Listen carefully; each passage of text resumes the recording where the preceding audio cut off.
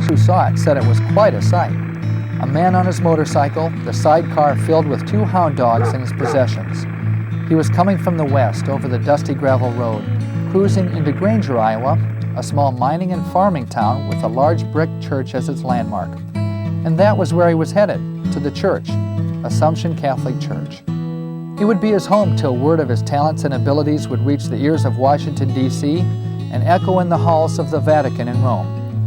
But for now, in 1926, he belonged to the fold of Granger Assumption Church, where he would shepherd for 14 years of his ministry. Eventually, he would leave his imprint on Catholic rural life like a heavy footstep in the dark, rich loam of the surrounding earth. Monsignor Luigi Ligutti, a priest of southwest Iowa, was called the Pope's county agent. His 60 years of ministry on behalf of rural people and the poor was unique in the history of the Catholic Church in the United States. The first thing that comes to mind is a passion for rural life. Injustice to people always bothered him. That was his whole calling, was to help the poor. So he turned around to me and he said, "What do you do?" I said, "Nothing." He said, "You're going to be doing something." He brought it from east to west, north and south.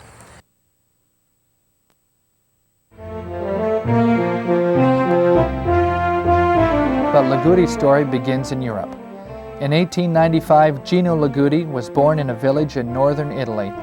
It was there he was shaped at an early age by the 3 most important elements in his life: family, church, and land. His father was a farmer who tilled the soil to feed his wife and 5 children. The religious influence of the church and his family turned him into a teenager who would seek his vocation as a priest in the Catholic Church. Within a few years of entering the seminary at the age of 14, Gino's father died. The family's future in Italy looked cold and gray. But a dream began to unfold, a brighter future across the sea, the United States, which had become a home of promise for Gino's older sister. His mother decided to bring Gino to live with his sister in Des Moines, Iowa. He was reluctant to leave his native land. And only later, when becoming a citizen, did Ligutti find he had entered the country under the name of his brother-in-law, Luigi. Ligutti remained steadfast in his desire to serve God and church and continued his seminary studies. When he was ordained on September 22, 1917 for the Diocese of Des Moines, he was the youngest priest in the United States. He was 22 years old. After serving as a teacher and pastor for 9 years, Ligutti was named to the post which would set him on the rest of his life's work, pastor of Assumption Church in Granger. And we knew the day he was going to arrive, and he had a motorcycle sidecar. He had 2 greyhounds in the sidecar, a shotgun, and 2 fishing poles. And he got out and he introduced himself to all the miners and farmers that were around. There must have been around 20 of us standing there. And all the time that he was looking out across that schoolyard, you know, the grass was about that high, because it was the 1st of June. And he said, "Who's the farmer here?" And Jim Costello says, "I am." He said, "Will you bring in your team tomorrow and your mower?" He didn't ask him if he would. He said, "You bring it in." So, and he said, "How many of you miners are working tomorrow?" "Well, I don't think the mine worked the next day." He said, "We're going to make hay." So he turned around to me and he said, "What do you do?" I said, "Nothing." He said, "You're going to be doing something." For 2 years, I mowed that schoolyard up there with a push mower now, a real type mower.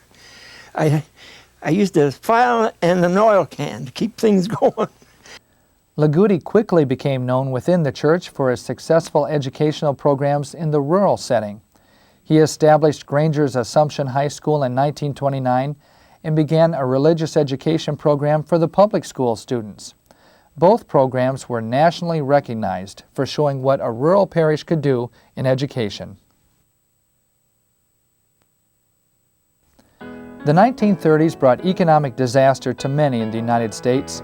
The Great Depression stretched its dark shadow across America, causing a blight that affected every citizen in the country. The people of Granger were no exception.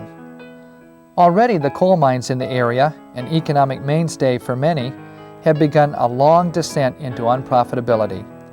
The coal miners lived a hand-to-mouth existence, working for only a few months out of the year while looking for odd jobs the rest. Many of the miners rented ramshackle company houses with a common water pump in the middle of the street and an outhouse behind. Some miners believed the companies were making more from the rent than they were from the coal mines themselves. Within 20 years, like worn-out miners at day's end, the mines lay exhausted, their caverns barren and sealed. But Ligutti had an idea. This idea soon became the project that brought him to national attention, the Granger Homesteads. Monsignor John Gorman was Ligutti's associate pastor in Granger. His homestead was a subsistence homestead where he wanted these people to own a home, and then they had 4 acres, and the idea was to raise a cow or a pig or 2 or chickens and a garden, and to make their income from the coal mine and the living off of the 4 acres. Monsignor Ligutti tried to get funding from local banks and from the Diocese of Des Moines, but that didn't work. Finally, after several trips to the Interior Department in Washington, D.C., and 2 petitions, the project was approved by the federal government. The first effect of the Granger Homesteads project was hope. Like a gift from God, which it truly was, the project provided an affordable house and about 4 acres of land to people strapped for cash and deeply frightened about the future. They responded to Ligutti's plan with joy. The Granger homesteads were inspected in the summer of 1936 by Eleanor Roosevelt, the president's wife. Well, there was 10 children in our family. And she come, and looked out through the place. My dad had 5 acres, and she wanted to know if we were satisfied with his place everywhere. I said, yes, especially when you lived in them camp houses when the wind blowed. If you had linoleum on the floor, it went like this, didn't it? The wind would just blow the old linoleum just like a newspaper, Yeah. But we finally got the homesteads. Started building them in the spring of 35, and we moved in December of 35. Joe Somsky grew up in one of the homesteads and later worked for Ligutti at the National Catholic Rural Life Conference. In other words, this was giving the people a little bit of land so that they could then supplement their income by doing it themselves. When they made the Granger homesteads, one of the plots of ground was a community house. And that was so that these people could form a sort of a cooperative and learn how to work with other people. In that, they had a canning factory. I remember as a kid, we even had a part of it because we went out and picked the tomatoes that went into there. So, in that sense, we all were a part of it. Another little incident is they used to have a monthly meeting of all of the homesteaders in that building, and each homesteader was asked to buy a folding wooden chair. And when the homesteads association was disbanded after the people had paid for their homes and things of that nature, these chairs were given back to the owners. I still have that chair. When you worked at the mine, if you made $700 a year, you was doing good.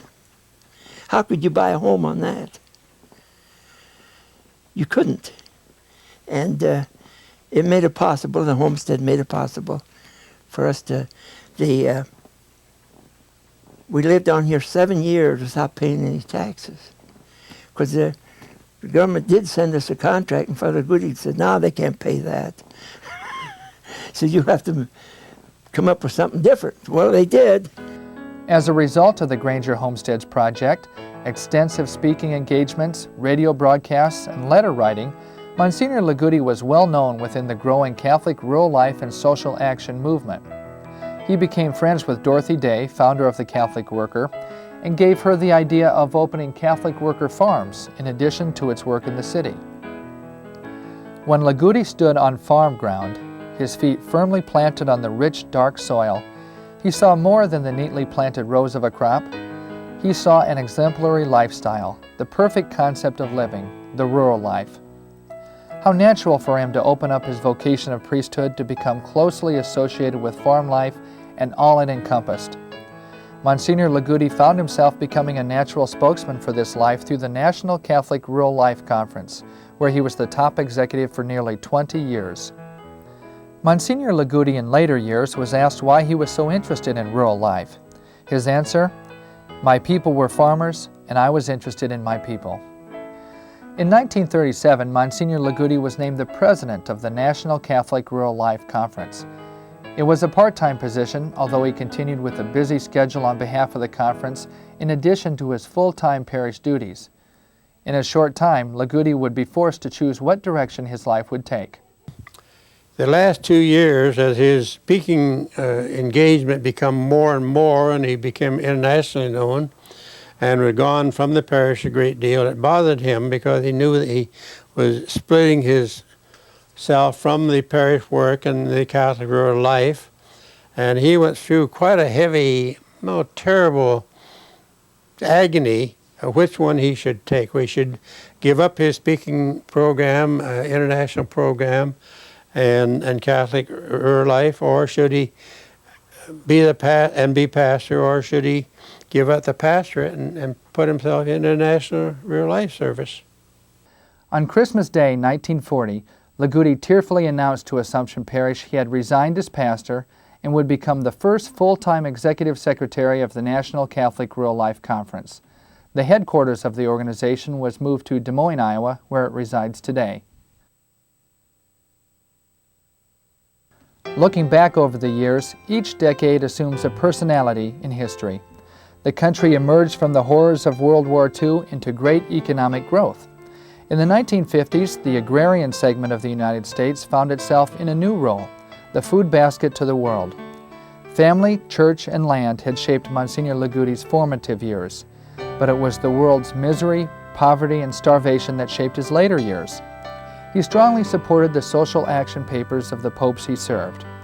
From the homeless refugees of war-torn Europe to the hungry and desolate people of the Third World countries, he fought for, argued for, and championed the forgotten.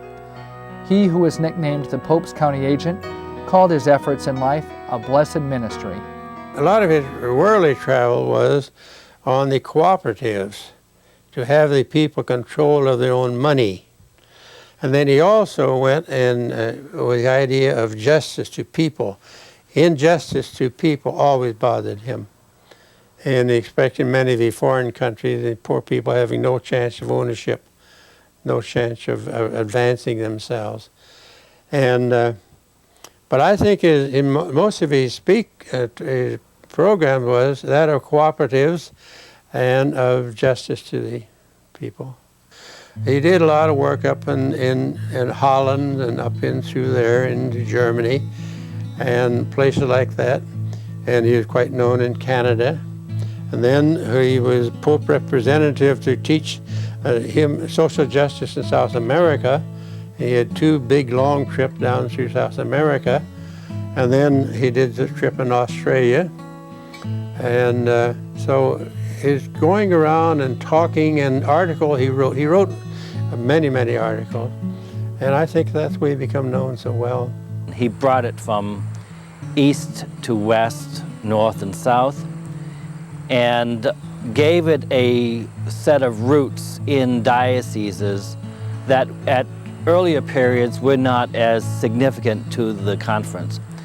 Internationally, there's no question that Ligutti's name and its association with the conference is identical with an international perspective within the conference. Anything that we've got by way of a reputation internationally is due to Ligutti's efforts. And when I've been working in the last couple of months with Catholic Relief Services on a grain donation program, historically we go back to the 1940s with Catholic Relief Service with an association that Ligutti inspired and developed. The first thing that comes to mind is a passion for rural life and an interest in developing the rural component of society within this country and internationally, and bringing that to bear with a folksy kind of spirit, down-to-earth kind of consciousness that I think is the reason why his influence has been so significant, because he was unassuming, he was sincere, he was committed from the inside out with a strength of passion and concern that, and a kind of a joviality, not unlike John the 23rd, that inspired hundreds of thousands of people to be willing to walk in his footsteps. The name Ligutti had become synonymous in the Catholic Church with rural life. He personally came to symbolize the Catholic rural life movement. Monsignor Ligutti was noted as one of the leading church figures concerned with the well-being of Latin America. He worked tirelessly on two fronts, bringing the problems of Latin America to the attention of people in the United States and the wider church, and working with those in Latin America to find their own solutions. One biographer noted that Latin America was not only an apostolate with Ligutti, it was an obsession. Monsignor Ligutti was a personal friend and advisor of the popes of the mid-20th century, including Pius XII, John the 23rd, and Pope Paul VI. In 1948, Ligutti became the Vatican's first permanent observer to the UN's Food and Agriculture Organization. Ligutti was an early supporter of the United Nations at a time when many within the Catholic Church were critical. The UN was considered by some to be communist-controlled or even godless. But Ligutti lobbied the Vatican to support the work of the UN and appoint representatives to various commissions. In fact, in 1973, the Vatican representative to the UN commented, "It would be safe to say that there would be no presence of the Catholic Church in any aspect of the work of the United Nations were it not for the important and decisive role played by Monsignor Ligutti." As the 1950s drew to a close, the National Catholic Rural Life Conference appointed Monsignor Ligutti to a new position as Director of International Affairs for the organization. Ligutti was convinced it was time to move from Des Moines to Rome and continue his efforts on the international scene. The 1960s brought a wave of change to the Catholic Church and to Ligutti as well. In 1962, he was asked to serve as an expert for the Second Vatican Council. This activity occupied much of the next several years as Ligutti worked on several documents regarding lay people and became known as the American Church's unofficial ambassador to the Vatican. He helped many an American bishop learn the ins and outs of Roman life. In addition to his work on rural life, Ligutti left his mark on stewardship efforts as well. He saw the two as inseparable. Through his ecumenical contacts, he was reminded of the concept of tithing, which he promoted in the Catholic Church long before it became popular to do so. Monsignor Ligutti pressed the leaders of the Vatican Council to include a statement on stewardship. Through his efforts, the Vatican II document on the laity included a statement written by Ligutti. It is a duty and honor for Christians to return to God a part of the good things they receive from Him. Monsignor Ligutti finally retired in the mid-1970s, and in his retirement received many awards. Ligutti was honored in 1978 by the United Nations when it released the Agricola Medal. The medal honored Monsignor Ligutti for his 50 years of dedication to the improvement of the quality of life for rural populations throughout the world. In 1980, the state of Iowa presented him with the Iowa Award, which is given only every 5 years. In 1983, less than 3 weeks before Ligutti's death, then Des Moines Bishop Morris Dingman talked with Ligutti about the Iowa Award. This footage was used for the 60th anniversary celebration of the National Catholic Rural Life Conference. Although Ligutti left Granger, Iowa in 1940, the small town and its people were never far from his thoughts. Ligutti kept up a lifelong correspondence with many people in Granger, never failing to congratulate them on the birth of a child or a special wedding anniversary. And so, see, he never forgot us. He really didn't have to. I remember one time I said, I wrote in one of my letters, Monsignor, perhaps I take too much of your time. You're such a busy guy. And I says, I'm taking too much of your time. He wrote back and he said, Joe, he said, never put me among the unreachables. And that'll give you an idea, because he always remembered us.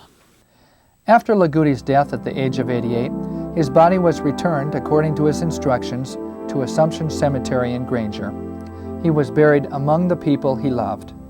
At his death, Bishop Dingman of Des Moines deemed him the gift of the Diocese of Des Moines to the Church and to the world.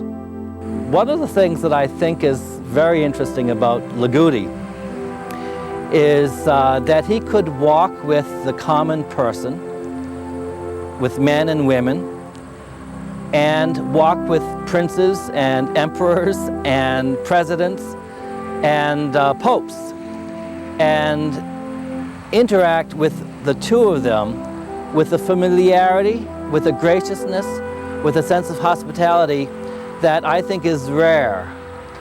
He had a strong intellect, was a very bright man, but was also a person of the people. And I think that characteristic of his personality is something that is prized by those who knew him best, that he was very approachable, very hospitable, very much a person who could talk with the many, high and the low. I think his greatest accomplishment was that he didn't know what defeat was.